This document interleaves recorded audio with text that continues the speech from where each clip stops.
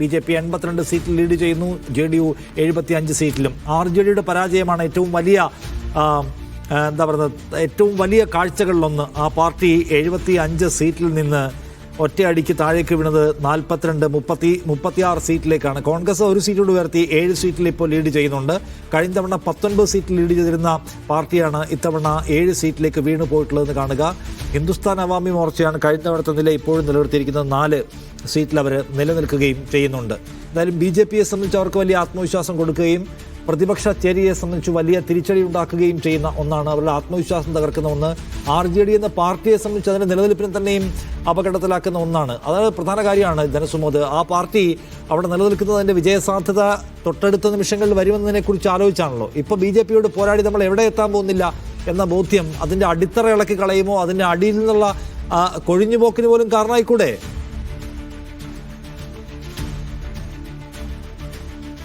നിഷാദ്, ഇപ്പോൾ നമുക്ക് പങ്കുവയ്ക്കാൻ പറ്റുന്ന ഏറ്റവും പുതിയ വിവരം, ഈ സൗഹൃദ പോര് നടത്തിയ മത്സരങ്ങളിൽ എല്ലായിടത്തും BJPക്ക് മേൽക്കൈ നേടുന്നു എന്നുള്ളത് തന്നെയാണ് കാര്യം. സൗഹൃദ പോര് നടത്തിയതെല്ലാം ഞങ്ങൾക്ക് കൃത്യമായ വോട്ട് ബാങ്ക് വളരെ ശക്തമായ മണ്ഡലങ്ങളിലാണ്. സൗഹൃദ പോര് നടത്തിയാൽ ഞങ്ങളിൽ ഒരാൾ മാത്രമായിരിക്കും ജയിക്കാൻ പോകുന്നത്. അവിടെ BJPയെ അകറ്റി നിർത്താനുള്ള ഒരു പോര് തന്നെയാണ് നടത്തുന്നത്. കാര്യം ഈ മണ്ഡലങ്ങളെല്ലാം കടുത്ത ആത്മവിശ്വാസം RJDക്ക് ഉണ്ടായിരുന്നു എന്നാണ് പറഞ്ഞിരുന്നത്. പക്ഷേ സൗഹൃദ പോര് നടത്തിയ എല്ലാ മണ്ഡലങ്ങളിലും BJP നേട്ടം കൊയ്യുന്ന ഒരു കാഴ്ചയാണ് നമ്മൾ പ്രധാനമായും കാണുന്നത്.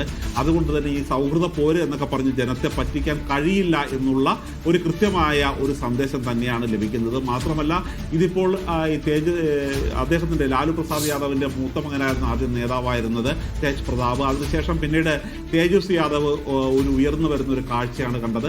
തേജസ്വി യാദവ് ഉയർന്നു വരുന്നപ്പോൾ തന്നെ അദ്ദേഹത്തിൻ്റെ വിദ്യാഭ്യാസ യോഗ്യത അടക്കമുള്ള കാര്യങ്ങളായിരുന്നു പ്രധാനമായും ചോദ്യം ചെയ്തിരുന്നത്. പക്ഷേ ആ തരത്തിലുള്ള എല്ലാവിധ ഒരു ചോദ്യം ചെയ്യലിനെ മറികടന്നുകൊണ്ടുള്ള വലിയ പ്രചാരണമാണ് തേജസ്വി യാദവ് നടത്തിക്കൊണ്ടിരുന്നത്. തേജസ്വി യാദവ് എവിടെ പോയാലും അവിടെ എല്ലാം ആളുകൾ ഈ ലോക്സഭാ തെരഞ്ഞെടുപ്പിലായാലും ഇത്തവണയായാലും അതിന് മുമ്പ് 2015 എത്തുന്ന ഒരു കാഴ്ചയാണ് കണ്ടത്. മാത്രമല്ല, ഈ 36 വയസ്സ് അദ്ദേഹത്തിന് തികഞ്ഞത് ഒരു 2 ദിവസം ഒരു കഴിഞ്ഞ ആഴ്ച മാത്രമായിരുന്നു. കഴിഞ്ഞ ആഴ്ച പരസ്യ പ്രചരണം അവസാനിക്കുന്ന ദിവസം തന്നെയായിരുന്നു അദ്ദേഹത്തിന് 36 വയസ്സ് തികഞ്ഞിരുന്നത്.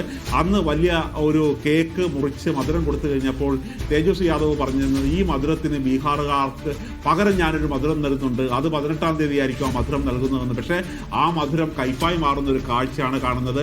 ലാലു പ്രസാദ് യാദവ് അദ്ദേഹത്തിൻ്റെ ഒരു ഭരണത്തിൽ അദ്ദേഹം പ്രതിപക്ഷത്തായിരുന്ന സമയത്തും അദ്ദേഹം മന്ത്രിയായിരുന്ന സമയത്തും അദ്ദേഹം കേന്ദ്രത്തിൽ ഇരുന്ന സമയത്തും അതായത് ലാലു പ്രസാദ് യാദവ് ജയിലിലേക്ക് പോകുന്നതിന് തൊട്ട് മുമ്പ് വരെ ലാലു പ്രസാദ് യാദവ് തന്നെയായിരുന്നു എല്ലാ കാര്യങ്ങളും തീരുമാനിച്ചിരുന്നത്. അദ്ദേഹം ജയിലിൽ പോയിട്ട് പോലും അദ്ദേഹത്തിൻ്റെ ഭാര്യയാണ് ആ കേസിൽ കുറ്റക്കാരനായപ്പോൾ തീരുമാനിച്ചിരുന്നത്. പക്ഷേ ആ ലാലു പ്രസാദ് യാദവിൻ്റെ ഒരു രാഷ്ട്രീയം മുന്നോട്ട് നയിക്കാനോ അല്ലെങ്കിൽ ആ തരത്തിലുള്ള BJPയെ നേരിടാൻ, BJPയെ തടഞ്ഞു നിർത്താൻ ഒരു വളരെ ശക്തമായ ഒരു പ്രതിരോധ കോട്ടയായിട്ട് ഉയർന്ന ലാലുവിൻ്റെ രാഷ്ട്രീയം മുന്നോട്ട് കൊണ്ടുപോകാൻ അദ്ദേഹത്തിൻ്റെ പിൻഗാമികൾക്ക് കഴിഞ്ഞില്ല എന്നുള്ളത് തന്നെയാണ് വാസ്തവം.